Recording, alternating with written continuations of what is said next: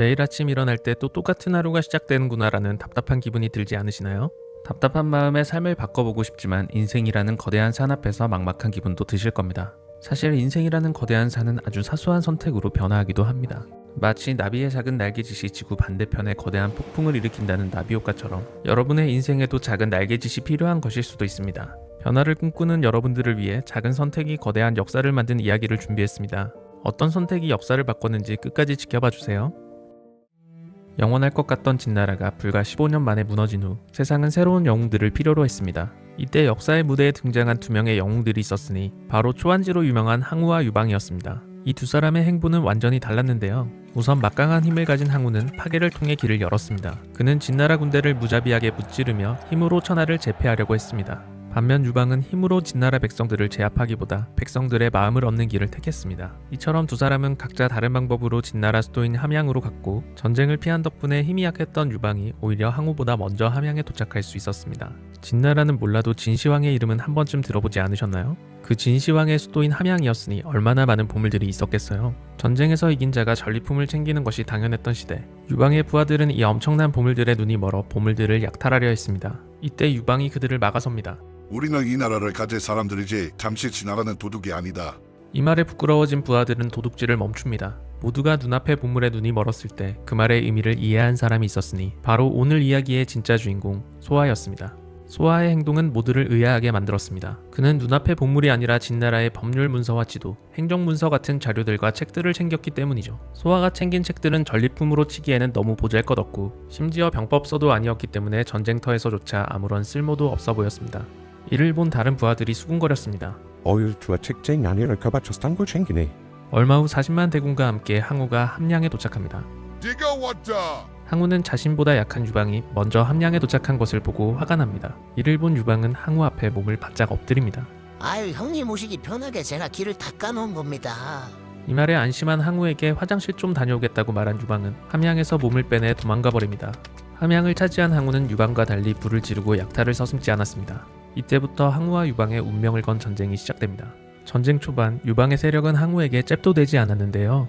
유방의 애들은 맨날 항우의 애들에게 쥐어 터지기 일쑤였습니다. 맨날 애들이 쥐어 터지고 와서 고민에 빠져있던 유방에게 책쟁이 소하가 숨겨둔 책들을 살며시 꺼냅니다. 저 이거 그 책들은 함양에서 소하가 챙겨온 책들이었습니다. 아무도 거들떠보지 않았던 책들에서 소하는 한나라의 미래를 만들어냈습니다. 우선 소하는 진나라의 인구대장을 꼼꼼히 살펴서 숨어있는 인재들을 찾아냈습니다. 그 목록에는 나라에 둘도 없는 인재라는 뜻인 국사무상의 한신대장군도 있었죠. 당시 한신대장군은 그를 알아보는 사람이 없어서 군량미를 관리하는 직책에 머물러 있었습니다. 소하가 챙겨온 책이 대장군 한신을 역사의 전장으로 끌어낸 것입니다. 또한 전쟁의 승패는 누가 잘 먹고 잘 싸우는지에 달려있습니다. 소하가 함양에서 챙겨온 지도는 항우에게는 치명적인 무기로 작용했습니다. 소하는 그 지도로 든든한 보급로를 구축했고 항우의 보급로는 보이는 족족 끊어버렸습니다. 보급이 끊길 때마다 항우의 병사들은 힘과 사기를 잃었고 유방의 병사들은 힘이 넘쳤죠. 소하는 진나라의 복잡한 법률 문서도 정리해서 유방에게 보고했습니다. 보고를 받은 유방은 가장 중요한 법들만 남기고 백성들을 옥죄던 악법들을 다 없애버렸습니다. 이 결정이 백성들에게 엄청난 호응을 불러왔습니다. 항우의 무력으로는 결코 얻을 수 없는 민심이라는 강력한 힘을 얻은 거죠. 결국 힘이 약했던 유방이 강력한 항우를 무너뜨리고 한나라가 천하를 통일하게 됩니다. 한나라가 건국된 이후에도 소하의 책은 빛을 발했습니다. 세금, 병력 증집, 도로망 정비 등 백성들의 삶과 직결된 행정체계가 이 책들 덕분에 효율적으로 구축되었습니다. 이처럼 소하의 작은 날개짓은 단순히 유방을 승리로 이끈 것을 넘어 한나라가 400년이라는 긴 시간 동안 안정과 번영을 누리게 한 초석이 되었습니다. 어떻게 들으셨나요? 대단하기는 한데 작은 선택이 아니라 엄청난 일같이 느껴져서 우리 현실과 너무 동떨어졌다고 느껴지나요? 그렇다면 이 이야기를 여러분에게 와닿게 한번 만들어 보겠습니다. 사실 당시 유방에게 정말 필요했던 것은 함양에 있던 보물들이었습니다. 유방의 세력은 항우와 비교해서 매우 약했고 세력을 꾸리려면 결국 돈과 식량이 필요했기 때문이죠. 이런 상황에서 망한 나라의 문서들을 챙긴다는 것은 정말 말도 안 되는 이야기였습니다. 우리는 결말을 알고 있으니 그 책들이 대단하다고 생각하지만 다른 사람들 눈에는 그저 종이 뭉치에 불과했습니다. 400년의 역사를 만든다고 생각해보면 정말 막막한 일이지만 종이 뭉치를 챙기는 것은 정말 사소한 날개짓 아닌가요?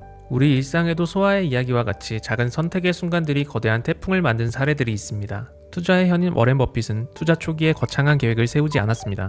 대신 매일 아침 신문을 읽으며 세상의 변화를 읽는 것을 습관화했죠. 그리고 매달 작은 금액이라도 꾸준히 기업에 투자했습니다. 이스라 작가의 사례도 있습니다. 이스라 작가는 글쓰기로 생활비를 벌기 위해 매일 글을 써서 메일로 보내주는 서비스를 시작했습니다. 이 같은 그녀의 사소한 날개짓은 수많은 독자에게 깊은 공감과 신뢰를 얻었고 결국 그녀를 베스트셀러 작가이자 성공적인 독립 창작자로 거듭나게 만들었습니다. 이처럼 우리 인생을 바꿀 수 있는 것은 의외로 작은 선택입니다. 여러분도 인생을 바꾸고 싶다면 거창한 계획만 세우지 말고 사소한 일부터 시작해보는 것은 어떨까요? 용기 있게 건넨 인사 한마디가 평생 가는 친구와 배우자를 만나게 하기도 하고 재미로 시작했던 취미가 직업이 되기도 하는 이야기를 우리는 쉽게 접할 수 있습니다. 우리의 작은 날개짓이 훗날 얼마나 위대한 결과를 불러올지 우리는 예측할 수 없습니다. 여러분이 진정으로 원하는 삶의 모습은 무엇인가요? 원하는 삶을 이루려면 너무 커다란 변화가 필요해서 막막하게 느껴지나요? 당장 눈앞의 보물보다 먼 미래의 가치를 택했던 소아처럼 여러분의 작은 선택이 예상치 못한 기적을 불러올 수 있기를 바라면서 이야기 마치겠습니다. 이 이야기가 여러분들께 긍정적인 나비 효과가 되기를 바랍니다. 지금까지 여러분들께 사유할 거리를 올려드리는